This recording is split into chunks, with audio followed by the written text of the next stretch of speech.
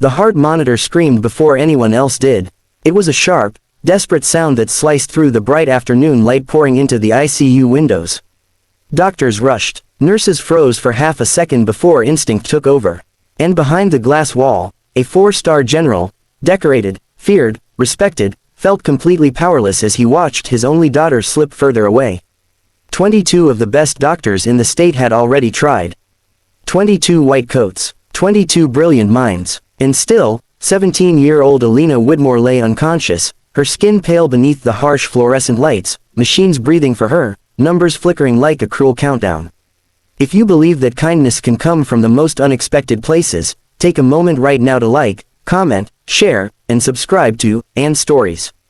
Because sometimes the greatest miracles don't wear titles or uniforms, they carry mops and broken hearts. General Marcus Whitmore had faced war zones without flinching. He had commanded battalions under gunfire. He had made decisions that changed the course of lives and history.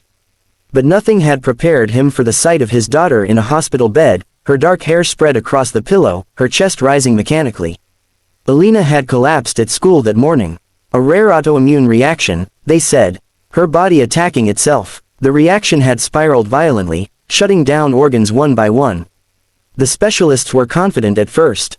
They had access to experimental medication, aggressive intervention, cutting-edge protocols, but with each passing hour, her condition worsened. The ICU was a controlled storm. Blue scrubs moved quickly, syringes were prepared, a senior physician, Dr. Rakesh Mehra, reviewed charts with a trembling jaw. Another specialist insisted the last available option was a powerful immunosuppressant cocktail, high risk, high dosage. It was mid-afternoon when they prepared to administer it. Through the glass stood Marcus, fists clenched at his sides, medals on his uniform catching the sunlight. For once, those medals meant nothing. His wife had passed away years earlier. Alina was all he had left. She was the girl who used to wait up for him after deployments, pretending not to be afraid of the thunder because she knew he'd tease her about it.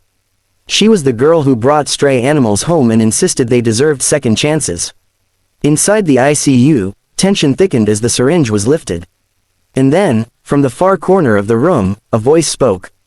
Soft, urgent, unexpected. Stop, she doesn't need that drug. For a split second, no one reacted. The voice didn't belong to a doctor. It didn't belong to a nurse. It belonged to the janitor. Elias Rowan had been quietly mopping the hallway floors outside the ICU all day. He worked the day shift. Most people barely noticed him. A navy blue maintenance uniform, worn sneakers, tired eyes that held more grief than most would ever understand. He was a single father to a 10-year-old boy named Micah. 2 years ago, Micah had nearly died from a severe allergic reaction that doctors initially misdiagnosed. Elias had spent nights sleeping upright in a hospital chair, memorizing medical charts, reading every pamphlet he could get his hands on. He had learned words he never wanted to know. Cytokine storm, anaphylaxis, immunosuppressive rebound. He wasn't a doctor. He never claimed to be. But desperation had once turned him into a student of survival. That afternoon, as he emptied trash bins near the nurse's station, he had overheard fragments of conversation. Elevated inflammatory markers, sudden drop after steroids, unusual antibody response. Something about the pattern tugged at him. It was hauntingly similar to Mika's case, when aggressive. Medication had almost pushed his son's body past the point of no return. Now he stood frozen at the ICU threshold, mop abandoned against the wall, heart pounding. Every instinct screamed at him to stay quiet. Who was he to interrupt 22 specialists? Who was he to challenge a room full of authority? But he saw Alina's chart on the screen. He saw the dosage being calculated. And he saw his own son's face from 2 years ago. He stepped forward. Stop. She doesn't need that drug. The room erupted in disbelief. Doctor. Mehra turned sharply, irritation flashing across his face. Security was almost called. The nurses exchanged stunned glances. How dare a janitor interrupt a life or death procedure? Behind the glass, Marcus Whitmore stiffened. Elias felt the weight of every stare, but he didn't retreat. His hands trembled, yet his voice steadied as he explained what he had overheard. He spoke about his son's reaction, about how a similar spike in inflammatory markers had masked an underlying hypersensitivity, about how increasing immunosuppressants had nearly caused irreversible collapse. He wasn't speaking as a professional. He was speaking as a father who had once watched machines breathe for his child. The doctors were skeptical, some were offended, but one young resident paused. She rechecked the labs, then she noticed something subtle, an anomaly in the antibody panel that had been overshadowed by the more dramatic numbers. It didn't fit perfectly with their current diagnosis. The room shifted from dismissal to uneasy curiosity. Marcus demanded they verify. Minutes stretched painfully. More tests were run. A rapid assay was performed. And slowly, reluctantly, the possibility emerged that the planned drug could trigger catastrophic shock instead of stabilizing her. The air in the ICU changed. Doctor. Mara swallowed his pride and halted the injection. Instead, they pivoted. A different treatment plan. Targeted therapy rather than the broad, aggressive cocktail. It wasn't guaranteed, but it aligned more closely with the new findings. Elias stepped back, overwhelmed by what he had just done. He expected to be escorted out. Fired, perhaps, at the very least, reprimanded. Instead, he was told to wait.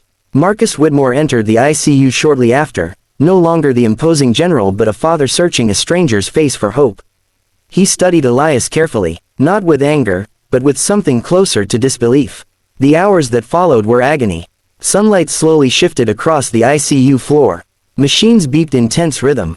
Nurses adjusted drips. Doctors monitored every fluctuation. Elias remained in the hallway, sitting on a plastic chair, staring at his hands. He thought about Micah at school, unaware of the storm unfolding. He thought about the risks of speaking up in a world that rarely listened to men like him. Inside the room, Alina's vitals began to stabilize. It wasn't dramatic at first. A slight improvement in blood pressure. Oxygen levels rising by 2 points. Then 5. Doctor. Mara leaned closer to the monitor, hardly daring to breathe. By early evening, her inflammatory markers began trending downward. Someone whispered that it was working. When Alina's fingers twitched against the hospital sheets, a nurse gasped.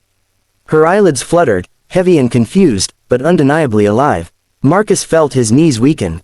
The man who had never bowed to anyone pressed his forehead against the glass and wept openly. 22 doctors had done everything they knew. But it had taken a janitor's courage to pause them long enough to see what they had missed. Later, when Alina was stable and resting, Marcus approached Elias in the hallway. The general's uniform seemed less rigid now, the medals dimmed by humility. He didn't offer money. He didn't offer a grand speech. He simply said thank you in a voice that trembled with sincerity. Elias shook his head gently. He hadn't done it for recognition. He had done it because once, someone had listened when he begged them to reconsider his son's treatment. A nurse who had paused long enough to run one more test. That pause had saved Micah. Kindness had once saved his child. Now it had saved another. News of what happened spread quietly through the hospital. Not as a scandal, but as a lesson. Authority did not always equal infallibility. Wisdom did not always wear a white coat. A week later, Alina was sitting up in her hospital bed, sunlight warming her face. She asked to meet the man who had spoken up for her. When Elias entered the room, he felt awkward in his maintenance uniform. But Alina smiled at him with a softness that mirrored her father's strength. She told him she wanted to study medicine one day. She said she hoped to be the kind of doctor who listened, not just to colleagues, but to parents, to patients, to janitors. Elias felt something shift in his chest that he hadn't felt in years.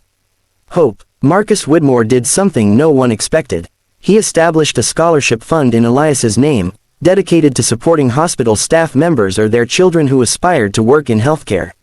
He made it clear that insight and compassion could come from anywhere.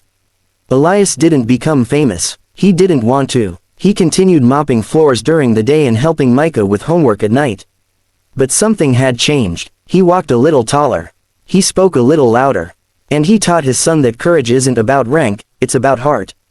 If this story touched you, if it reminded you that no voice is too small to matter, please take a moment to like, comment, and share this video.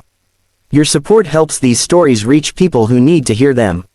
And before we end, I have one special request. Comment the word courage below if you believe that standing up, even when you feel small, can change someone's life. Because in a bright ICU on an ordinary afternoon, a janitor reminded a room full of experts that sometimes saving a life begins with one simple word. Stop.